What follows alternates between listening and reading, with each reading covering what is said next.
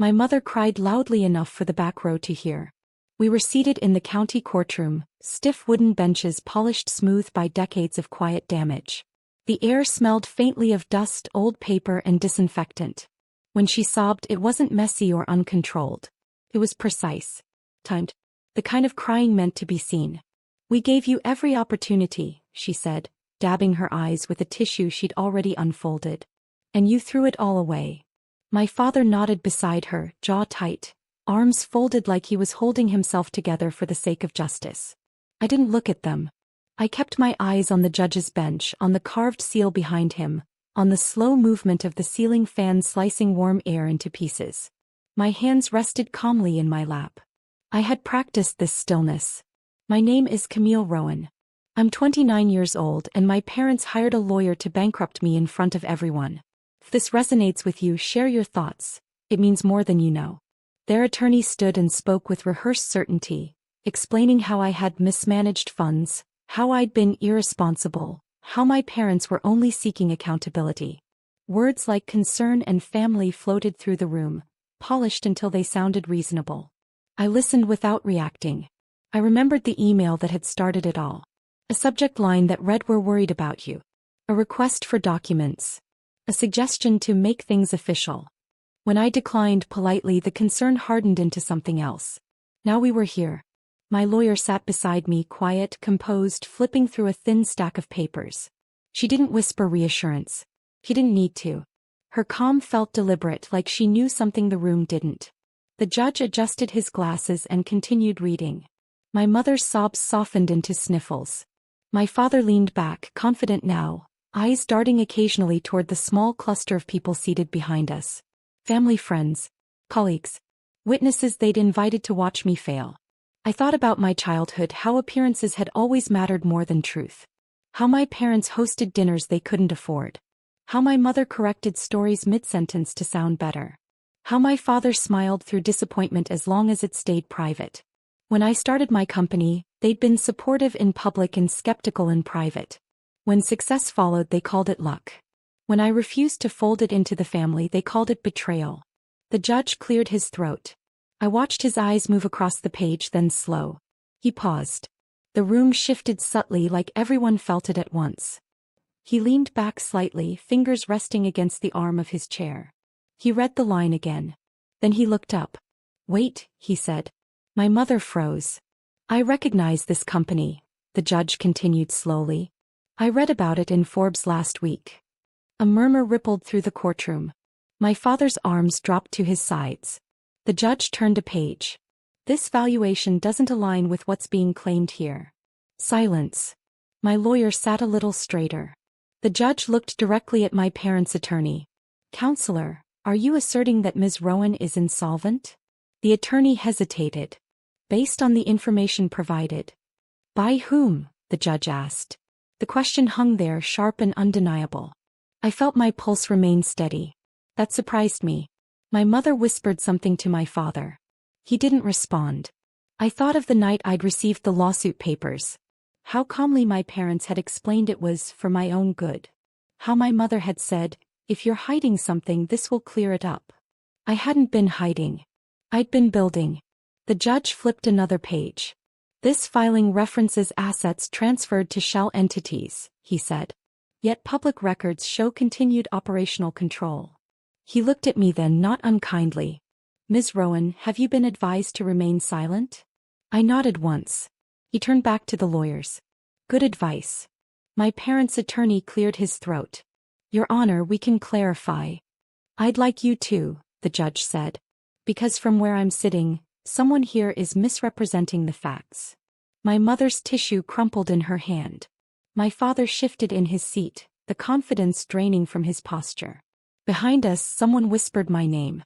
I remembered standing in my parents' kitchen years earlier, explaining my first big contract. My father had smiled thinly and said, "Don't get ahead of yourself." I hadn't. I'd stayed quiet. The judge tapped his pen once. "I'm ordering a brief recess," he said. "Counselors, I suggest you review your submissions carefully." The gavel struck softly. People stood. Chairs scraped. The room filled with noise again, but the tone had changed. My mother turned toward me, eyes wide. "Why didn't you tell us?" she whispered urgently. I met her gaze for the first time that day. "You didn't ask," I said quietly. My lawyer leaned toward me. "You okay?" she asked. "Yes," I replied. And I meant it. Because the truth was finally in the open and it wasn't shaking. They had come to bankrupt me publicly. Instead they'd exposed themselves. And that was only the beginning. The hallway outside the courtroom smelled like old carpet and burnt coffee. Lawyers clustered in tight circles, voices low, eyes sharp. My parents' attorney paced near a window, phone pressed to his ear, his earlier confidence replaced by something brittle. My parents stood apart from him. My mother clutched her purse with both hands, knuckles pale. My father stared straight ahead, jaw working as if chewing through something unpleasant. I leaned against the wall beside my lawyer. She didn't say much, just handed me a bottle of water and watched the room like a chessboard. "You did exactly right," she said quietly. "I didn't do anything," I replied. She smiled. "Sometimes that's the move." A memory drifted in while we waited.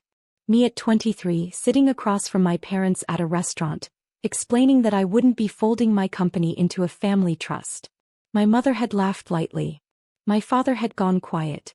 2 weeks later, the first concerned email arrived. Back then I'd felt guilty. Now I felt prepared. The bailiff called us back in. The courtroom settled again, the benches creaking under shifting weight. The judge returned, expression unreadable, glasses perched low on his nose. "Counsel," he said, looking directly at my parents' attorney, "I've reviewed the supplemental filings." The attorney stood. "Your Honor, there appears to have been a misunderstanding regarding asset classification." "Misunderstanding implies accident," the judge interrupted. "This appears selective." My mother inhaled sharply. The judge continued. "Ms. Rowan's company is profitable, independently audited and publicly recognized. These filings suggest concealment that does not exist." He turned to my parents' attorney. "Who prepared these statements?" The attorney hesitated. "We relied on information provided by our clients." The judge nodded slowly. "I see." He flipped through the folder again. "Ms. Rowan's parents assert dependency claims and allege financial mismanagement. Yet evidence indicates the opposite. In fact, Ms. Rowan appears to have provided consistent financial support to her parents." A murmur spread. My father's head snapped up. The judge looked at him. "Is that accurate, sir?" My father opened his mouth. Closed it. "She helped," he said finally. "How?" the judge asked. "With bills," my mother whispered. "Sometimes." The judge raised an eyebrow. "Sometimes." My lawyer stood. "Your Honor, if I may." She handed over a packet. "These are records of transfers over a 3-year period. Rent, utilities, medical expenses. All paid by Ms. Rowan." The judge scanned the first page, then the next. His expression didn't change, but the room felt colder. "So," he said slowly, "the claim that Ms. Rowan is a financial burden is inaccurate." Silence. My mother began to cry again, but this time the sound didn't carry. It fell flat. The judge looked at my parents' attorney. "Counsel, this court does not take kindly to misuse of legal proceedings for personal leverage." The attorney swallowed. "Understood, Your Honor." "I'm dismissing the bankruptcy petition," the judge said. "With prejudice." A collective breath left the room. He wasn't finished. "I am also referring this matter for review regarding potential abuse of process."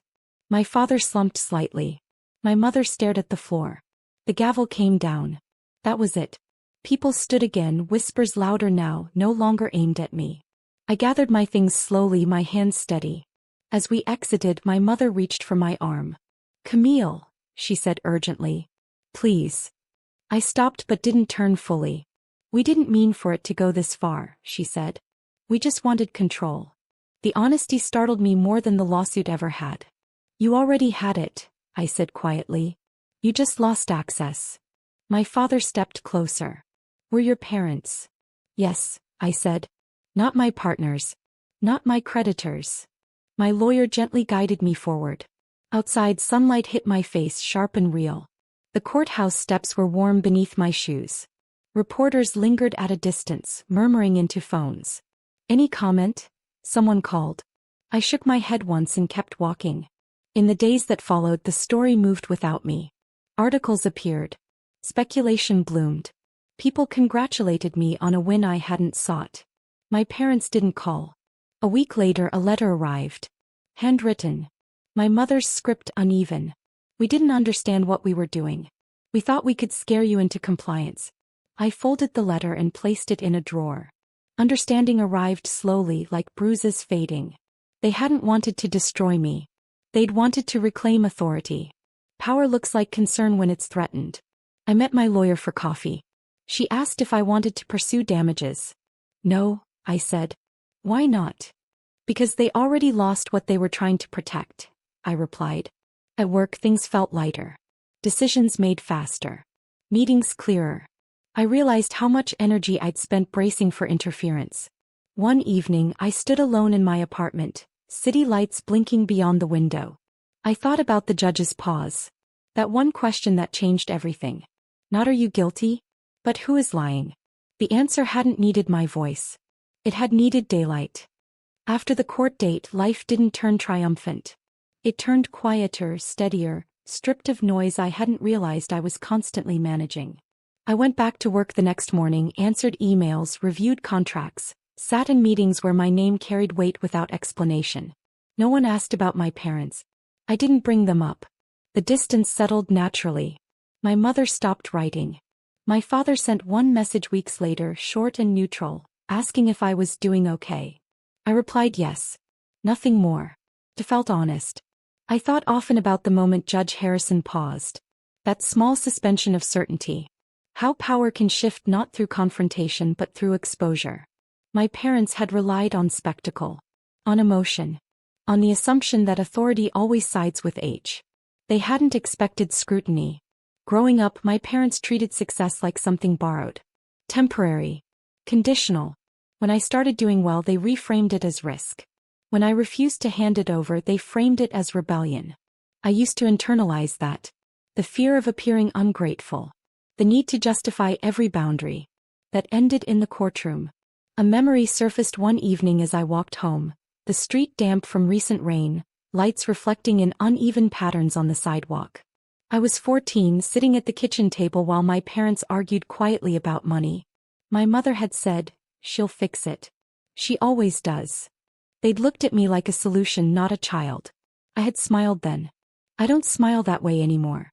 The referrals against their lawyer went nowhere dramatic. A warning. A notation. Enough to close the chapter without reopening wounds. I didn't pursue damages. Not out of mercy, but because I didn't need validation from the same system they tried to weaponize. Control dissolves when you refuse to play. Months passed. My company expanded.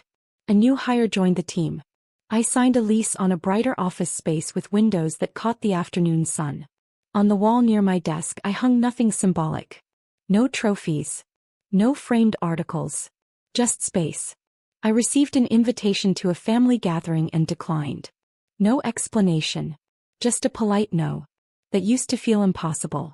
Now it felt like breathing. Occasionally someone would bring it up. Your parents must be proud. I'd nod. Let them assume whatever helped them sleep. Pride isn't always loud. Sometimes it's just absence of interference. One afternoon I ran into my mother unexpectedly at a grocery store. She looked startled, then cautious. We exchanged pleasantries about produce and weather. Nothing deeper. As we parted, she said softly, "You seem strong." I met her eyes. "I am." That was all. I don't think she understood what she'd lost. Not access to money. Not authority. But proximity. The closeness that comes from mutual respect, not obligation. I mourned that briefly. Then let it go. The hardest part wasn't the lawsuit. It was accepting that the people who should have protected me had tried to control me instead. That truth doesn't heal all at once. It settles slowly, like dust after something breaks. But once it settles, you see clearly. If you've lived anything like this, tell your story, and don't forget to subscribe.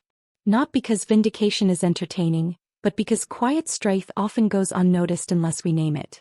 I learned that day in court that composure can be louder than tears. That preparation outweighs performance. That truth doesn't rush, it waits for the right question. Judge Harrison never raised his voice. He didn't accuse. He didn't lecture. He simply asked for clarity. And in doing so he revealed everything. I carry that lesson with me now. In meetings. In relationships. In moments when silence feels like weakness. It isn't. It's restraint. The city outside my apartment hums every night, consistent and unconcerned.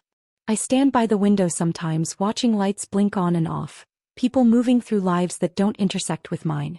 It reminds me that I'm allowed to be small in the world and still whole. My parents tried to bankrupt me publicly. Instead they lost the narrative they depended on. And I walked away without shouting, without revenge, without spectacle. Just clarity.